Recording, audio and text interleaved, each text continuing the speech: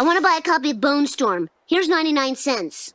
Allow me to summarize the proposed transaction. You wish to purchase Bone Storm for 99 cents. Net profit to me, negative $59. Oh, please take my $59. I don't want it. It's yours.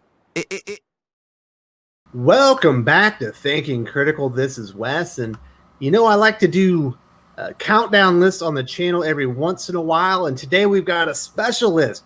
I got my retail aficionado who is a collector of fine comic books in his own right, and he's going to count down the 10 most valuable comics in the world. And of course, this list isn't completely definitive. These prices fluctuate. Maybe you have a comic slip in here or there, but generally speaking, these are the 10 most valuable comics in the world, right, Pele? That's right. These are comics that set records at auction. So you have private sales sometimes that you hear about that may be higher, may slip into the list, but we don't have records of those, and a lot of times that's just hearsay. So this is the information that we have that's verifiable. All right. Well, I can't wait to hear about these crazy expensive, very valuable comic books. What's the number 10 most valuable comic book on your list? Okay, at number 10, we have Incredible Hulk number 1, 1962. It was the launch of a series in 1962, 6 issues long. It didn't sell well, didn't take off well. People didn't really appreciate it for what it was at the time, so they cut it short, kind of put the Hulk on the back burner there. These issues are very rare. 1 through 6 are some of the hardest, Hulk 1 through 6 are some of the hardest Silver Age comics to find, especially in high grade. And so that makes them very expensive. This particular comic, you're talking about an increase of value, I think, the increase of value of over 700% in just the last 5 years. And it's had similar jumps before that, but never quite this much until somewhat recently. A copy sold at auction for $326,000. It's pretty. That's for a 9.2. All right, Pele. So that is an amazing comic book, and $326,000 is a lot of money. I can't imagine what number 9 is. Number 9, Captain America, number 1, 1941. This was during a really rough time. It's a really rough time in American history. During World War II, it's the launch of an iconic character. What makes this so special is people read their comics and they immediately recycled them back then. So you didn't have collectors, so to speak. So this is a pretty rare book also. At the time, however, it was probably about 500,000. The estimates are between 500,000 and 600,000 copies were printed. But so many of them were destroyed, recycled because of the war effort. So there's not many of these, and there are not very many of them in high grade. It's an iconic character, still beloved today. We have coming up at number 9, $343,000.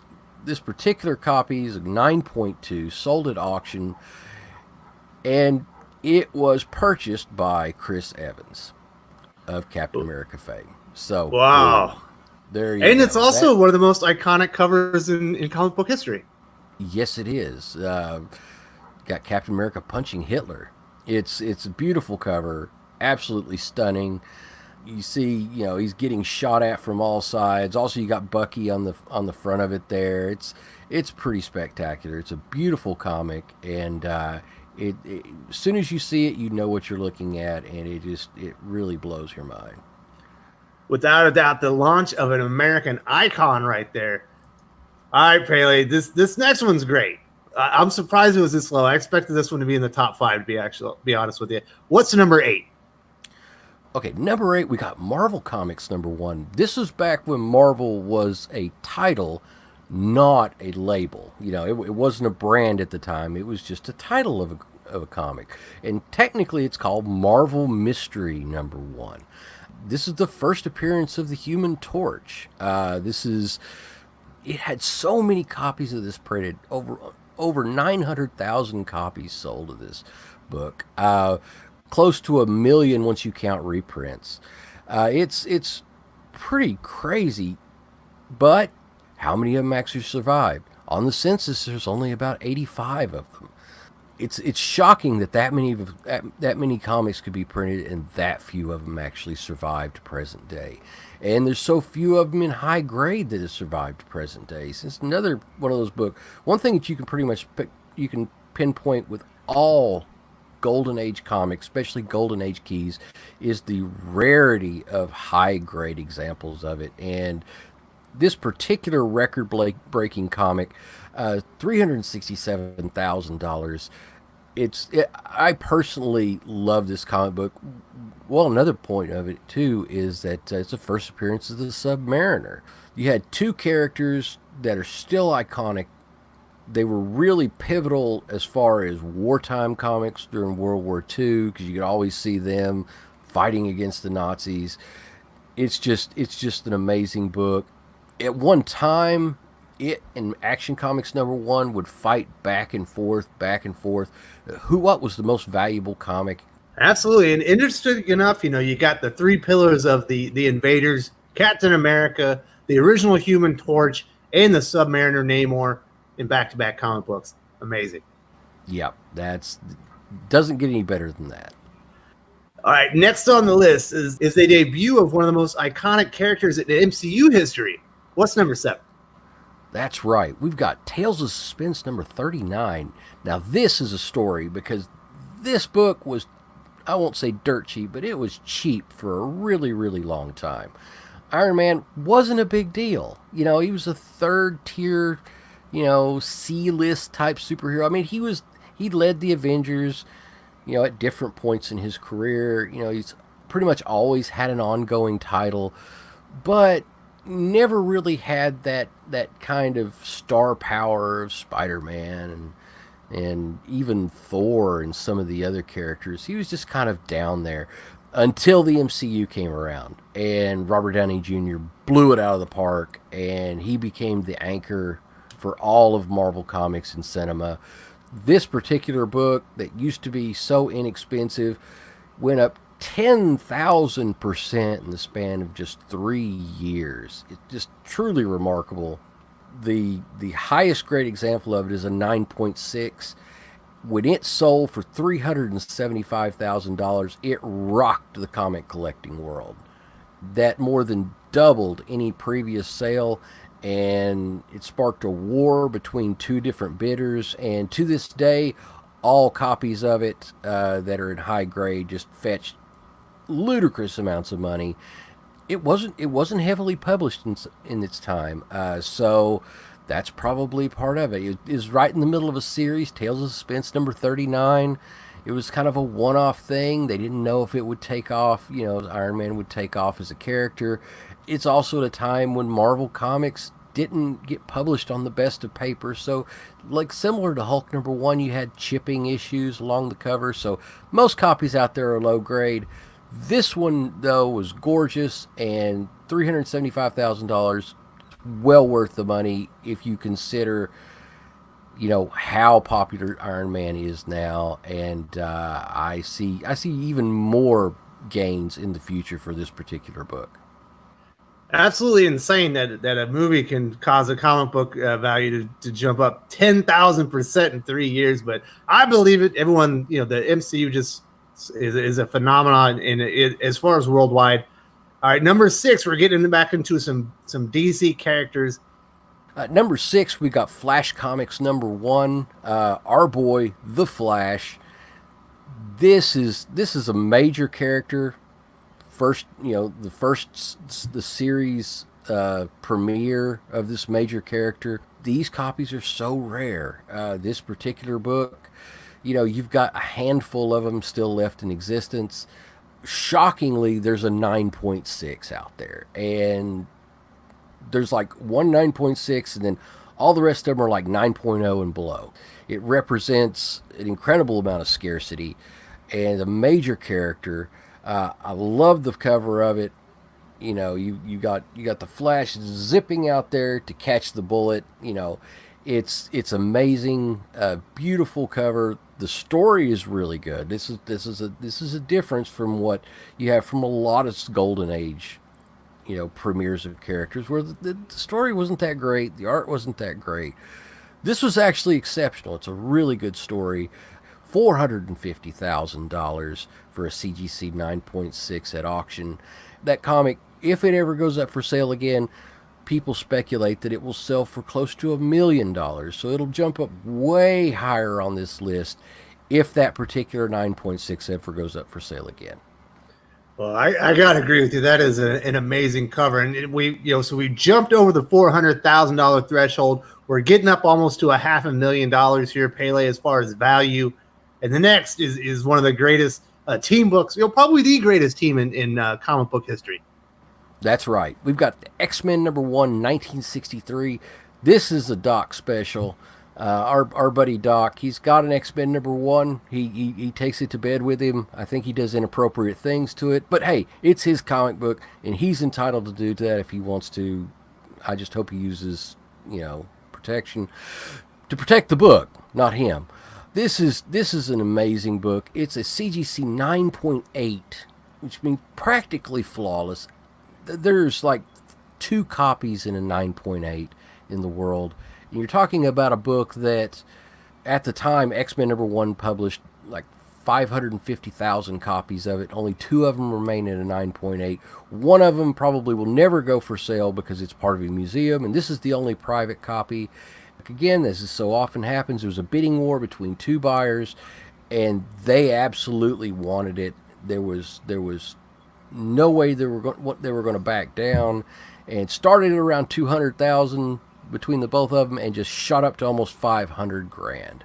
So $492,000. We have X-Men number 1, a gorgeous book, and one of my personal favorites on this list. Yeah, that's an awesome comic. So we're closing in on $500,000. We'll probably break it with this next one, with the number 4 comic book. My personal favorite on this list, Batman number 1. It needs no introductions. This is the most amazing Golden Age comic, in my opinion. You had not only Batman in his series, an iconic series, it still runs to this day.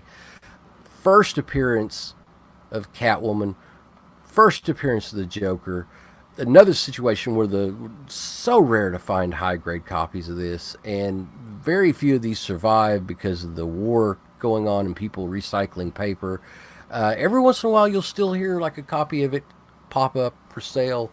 Brand new copy, it's been found somewhere, but it's a low-grade copy. Usually, somebody will find it, in a scrapbook or under a big bunch of debris or something. It's a book that doesn't get found very often. When it does, it's snapped up very quickly on the market. The highest grade copy of this particular book, that unrestored, is a 9.2, and when it went up for sale, $567,000, and I think that's cheap, honestly. Personally, I think compared to everything else on the list, I think this particular comic represents a value considering how popular Batman is, and it's a stunning comic. There's none out there that are more iconic except for one coming up. It's just an amazing book, and deserves a place on the list, absolutely. No doubt. And you think about the iconic nature of that Batman uniform we're sitting there looking at right now. Just looks gorgeous. You could put that in a comic book today and it wouldn't feel out of place. And the other character in here that gets introduced, whose look and character design wouldn't feel out of place, is Joker. They just absolutely nailed it with those characters in this one. All right, so we're not done with Batman yet. Let's talk about the number 3 comic book. Detective Comics number 27. First appearance of Batman. It needs no introductions. This is an amazing comic.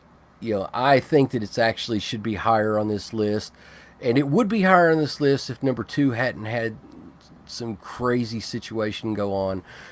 9.2 copy that sold for over $1 million. Another bidding war, but really, I don't think that $1 million, truly represents what this comic is truly capable of. Gorgeous book. What else can be said? It's the first appearance of Batman. arguably the most popular superhero in all of comics. This book steadily goes up in value. I've heard rumors of private sales of high grade copies, the other high grade copies that remain, going in excess of $1 million. I heard one is 1.4 and another one for 1.5 last year, but they didn't sell at auction. We don't know the true dollar amounts, so only thing we have to go on is this auction total. So it's pretty spectacular. It's an amazing comic. Man, an 80-year-old comic book surviving at a 9.2 grade just tells you how great America was back then. We made stuff that was built to last. Speaking of amazing comic books, this number 2, and I'm actually a little bit surprised it's this high on the list. It's certainly an iconic character, but it's a newer comic compared to the contemporaries on this list. That's right. Amazing Fantasy number 15, first appearance of Spider-Man. Yet another one of those situations where two guys were just going toe-to-toe against each other. Neither one of them wanted to back down.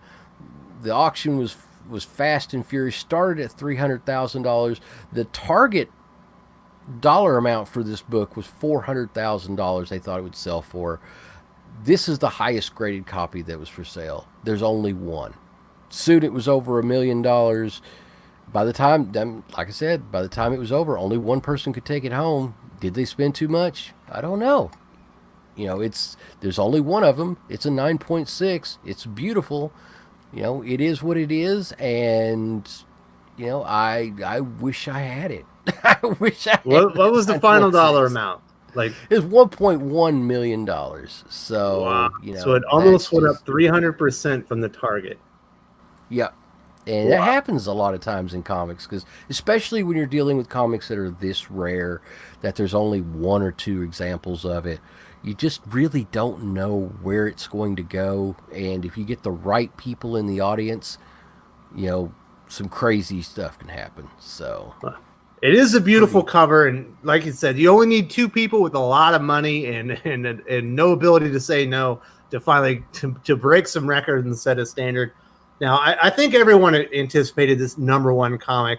I cannot wait to hear the actual value of it, what someone paid for this gorgeous Action Comics number 1. All right, Action Comics number 1, 1938, first appearance of Superman. This is the comic book that launched the superhero era.